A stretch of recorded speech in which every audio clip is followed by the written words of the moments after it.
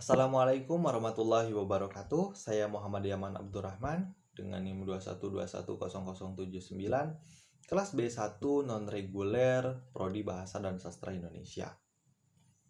Video ini ditujukan untuk memenuhi ujian akhir semester mata kuliah apresiasi dan kajian prosa yang diampu oleh Ibu Riana Dwi Lestari MPD. Pada video ini, saya akan meresensi sebuah novel yang berjudul Orang-Orang Biasa. Nah, pengarang dari novel ini adalah Andrea Hirata. Penerbitnya yaitu Bentang Pustaka. Novel ini diterbitkan tahun 2019 dengan jumlah halaman 262 halaman. Harga dari novel ini adalah 89.000. Nah, adapun keunikan dari novel yang berjudul Orang-Orang Biasa karya Andrea Hirata ini adalah yang pertama, diangkatnya novel ini berdasarkan kisah nyata yang menggambarkan kehidupan sehari-hari masyarakat Indonesia. Nah, yang kedua, penggambaran budaya lokal di mana penulis menghadirkan nuansa budaya Indonesia melalui peristiwa-peristiwa dan nilai-nilai yang dialami oleh para tokoh dalam cerita. Yang ketiga, buku ini dapat memotivasi pembaca untuk menghargai kehidupan sederhana, menjalani hidup dengan integritas, dan mengejar impian mereka meskipun dalam keterbatasan. Nah, menginjak pada sinopsisnya, novel Orang-Orang Biasa ini menceritakan perjuangan sekawan persahabatan yang sejak bangku SMA dalam memperjuangkan anak sahabatnya untuk bisa kuliah di Fakultas Kedokteran yang ada di Universitas Negeri ternama.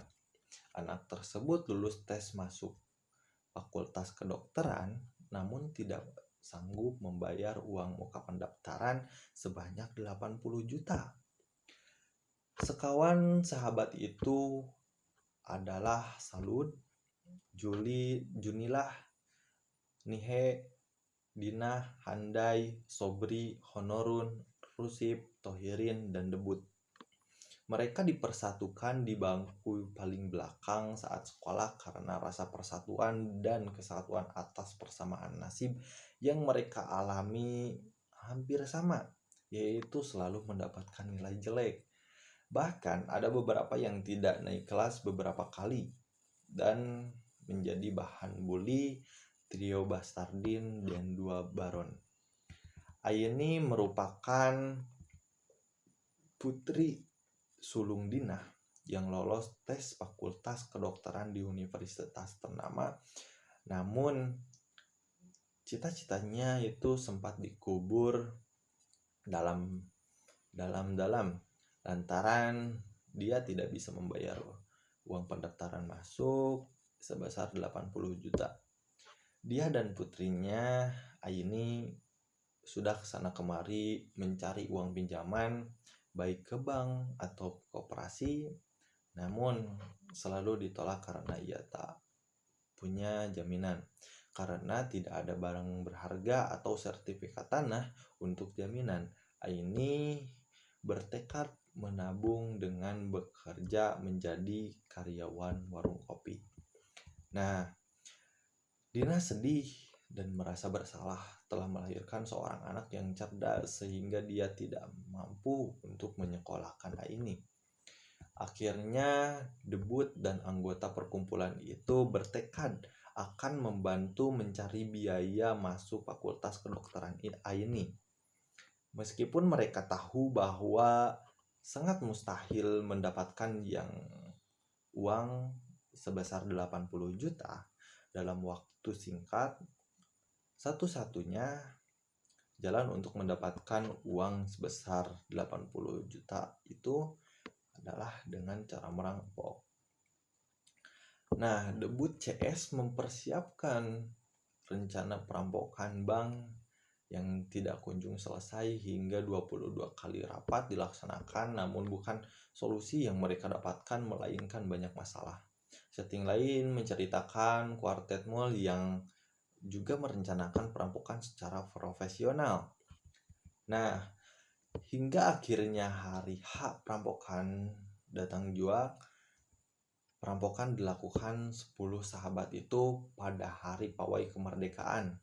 Tim dibagi dua, yaitu penyerbu 1 dan penyerbu 2. Namun saat tim penyerbu 1 sudah di depan berangkas uang, debut sebagai ketua pimpinan perampok memberi perintah untuk kabur.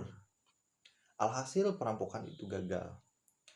Namun akhirnya mereka merampok di toko batu mulia milik trio Bastardin. Tak disangka perampokan di toko batu mulia yang tak direncanakan malah berhasil. Mereka berhasil mendapatkan 18 miliar yang tidak lebih dan tidak kurang. Dalang dibalik perampokan itu adalah debut, si idealis pemilik toko buku heroik yang miskin. Semua sudah direncanakan hingga melibatkan guru seni SMA. Namun 10 sahabat itu berhati besar.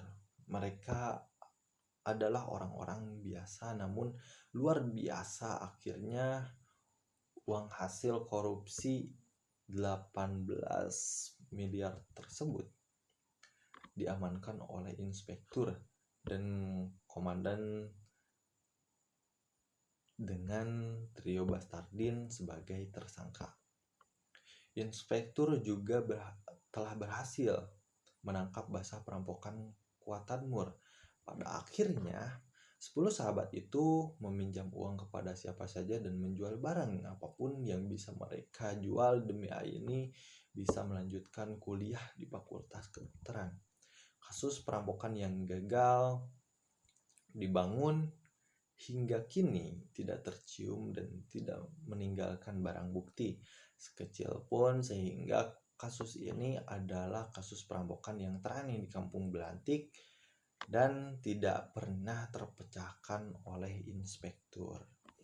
Nah, adapun keunggulan novel Orang-Orang Biasa karya Andrea Hirata ini, yang pertama, penggunaan bahasa yang sederhana dan mudah dipahami sehingga membuat karyanya mudah diikuti oleh berbagai kalangan pembaca. Yang kedua, penggambaran karakter yang mendalam sehingga pembaca dapat merasakan emosi, motivasi, dan konflik yang dialami oleh setiap karakter. Yang terakhir yaitu penyajian kehidupan cerita di dalam novel yang sangat realistis.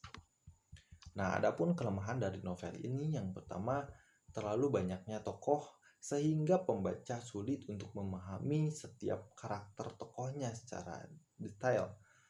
Yang kedua, penulis tidak menceritakan secara detail pada saat perampokan apakah memakai alat-alat atau sebagainya, dan tidak menceritakan detail bagian akhir dari cerita tersebut.